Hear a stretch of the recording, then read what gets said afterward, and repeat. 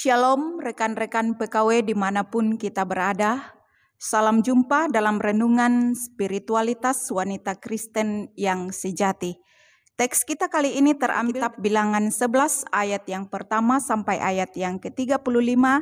Tapi saya hanya akan membaca 2 ayat firman Tuhan dari ayat yang ke-11 dan ayat yang ke-15. Firman Tuhan berbunyi demikian. Lalu berkatalah Musa kepada Tuhan, "Mengapa kau perlakukan hambamu ini dengan buruk? Dan mengapa aku tidak mendapat kasih karunia di matamu, sehingga engkau membebankan kepadaku tanggung jawab atas seluruh bangsa ini?" Ayat yang ke-15, "Jika engkau berlaku demikian kepadaku, sebaiknya engkau membunuh aku saja, jika aku mendapat kasih karunia di matamu, supaya aku tidak harus melihat celakaku." Melalui firman Tuhan ini kita akan belajar satu pokok renungan, yaitu iman yang bertumbuh di tengah situasi yang sulit. Ibu-ibu yang sama-sama dikasihi Tuhan, selama kita hidup di dunia ini, kita akan selalu diperhadapkan dengan berbagai situasi, baik yang menyenangkan maupun yang tidak menyenangkan. Namun satu hal yang penting bahwa di balik semuanya itu ialah bagaimana kita bersikap terhadap situasi tersebut dan bagaimana kita harus bertumbuh di dalam iman kita kepada Allah sekalipun kita sedang berada di dalam situasi yang sulit. Hal pertama yang kita akan lihat ialah jangan pernah meragukan rencana Allah di dalam diri kita. Ibu-ibu yang sama-sama dikasihi Tuhan, Musa mulai meragukan rencana Allah di dalam dirinya. Sehingga di dalam ayat yang ke-11 dia berkata, "Mengapa kau perlakukan hambamu ini dengan buruk? Dan mengapa aku tidak mendapat kasih karunia di matamu, sehingga engkau membebankan kepadaku tanggung jawab atas seluruh bangsa ini?" Musa berpikir bahwa Tuhan sedang memperlakukan dia dengan buruk. Musa berpikir bahwa Tuhan sedang membebaninya dengan suatu tanggung jawab yang berat.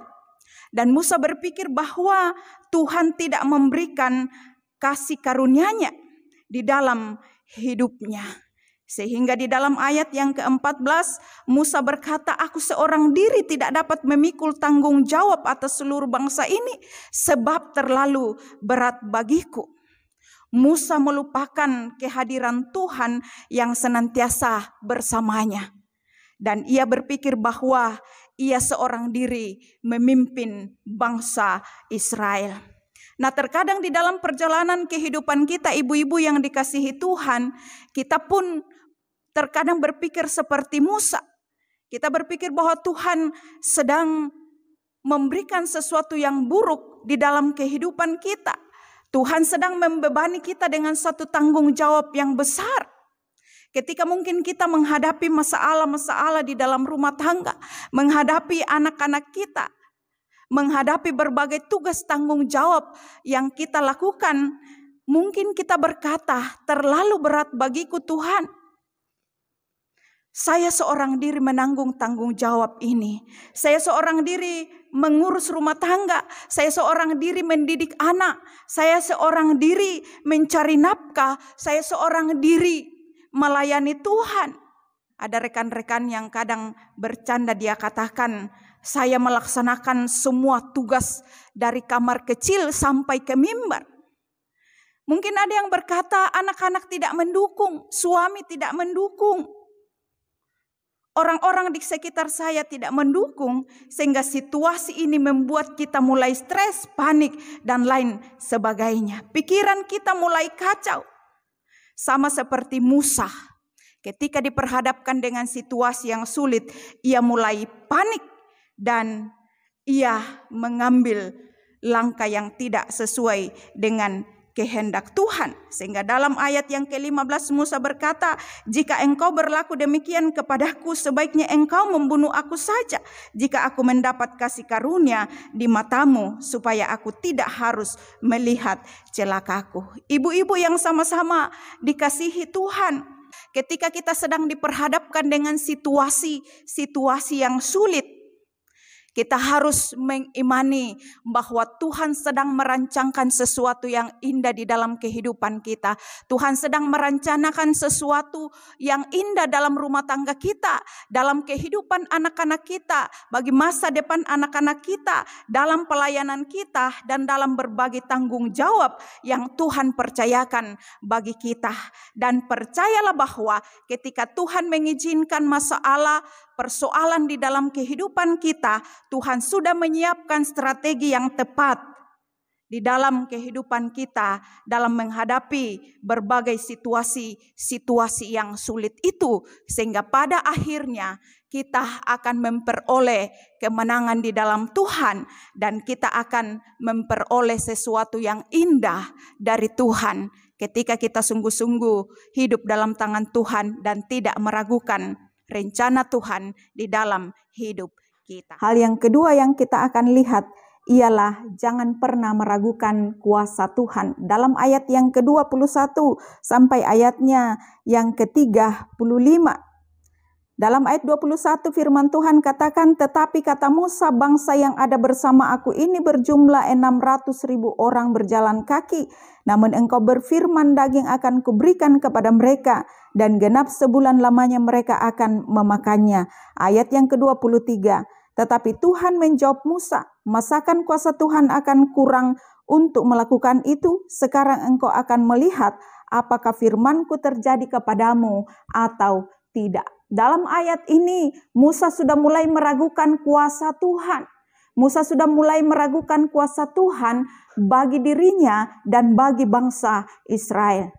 Namun di dalam keraguan itu Tuhan menyatakan kuasa dan mujizatnya. Dalam ayat-ayat selanjutnya Tuhan mengirimkan burung puyuh dari sebelah laut, 2 hasta tingginya, sekitar 90 cm ke segala penjuru sehari seperjalanan jauhnya. Dan burung puyuh ini diberikan Tuhan kepada bangsa Israel untuk dinikmati selama 1 bulan. Ibu-ibu yang sama-sama dikasihi Tuhan, Tuhan meyakinkan Musa dengan menyatakan mujizatnya supaya Musa senantiasa hidup di dalam kuasa Allah dan tidak sedikit pun meragukan kuasa Tuhan di dalam kehidupan pribadinya dan dalam kehidupan bangsa Israel. Ibu-ibu yang sama-sama dikasihi Tuhan, terkadang pun dalam perjalanan kehidupan kita mulai meragukan kuasa Tuhan.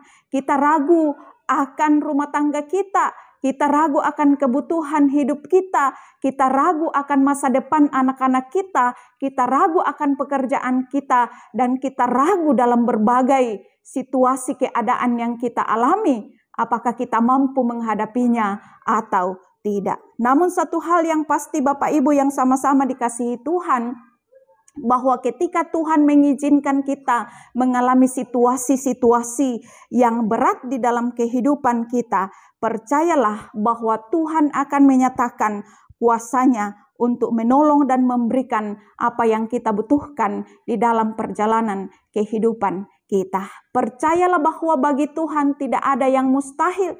Tuhan selalu memberikan hal yang baik di tengah-tengah kehidupan kita. Sekalipun secara manusia kita melihatnya sesuatu yang buruk, tetapi bagi Tuhan tidak ada yang buruk yang Tuhan izinkan terjadi di tengah-tengah kehidupan kita. Sebab apa? Bagi Tuhan tidak ada yang mustahil. Sekalipun bagi manusia itu sesuatu yang mustahil, tetapi bagi Tuhan tidak ada yang mustahil. Sebab itu percayalah bahwa kuasa Tuhan akan selalu menyertai kehidupan kita.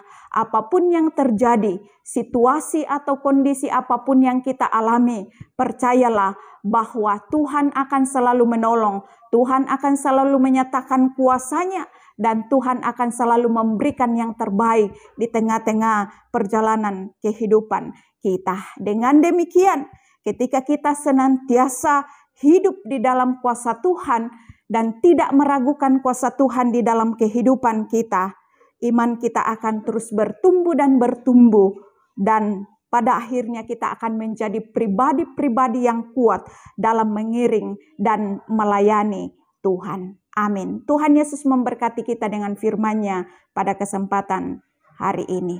Shalom.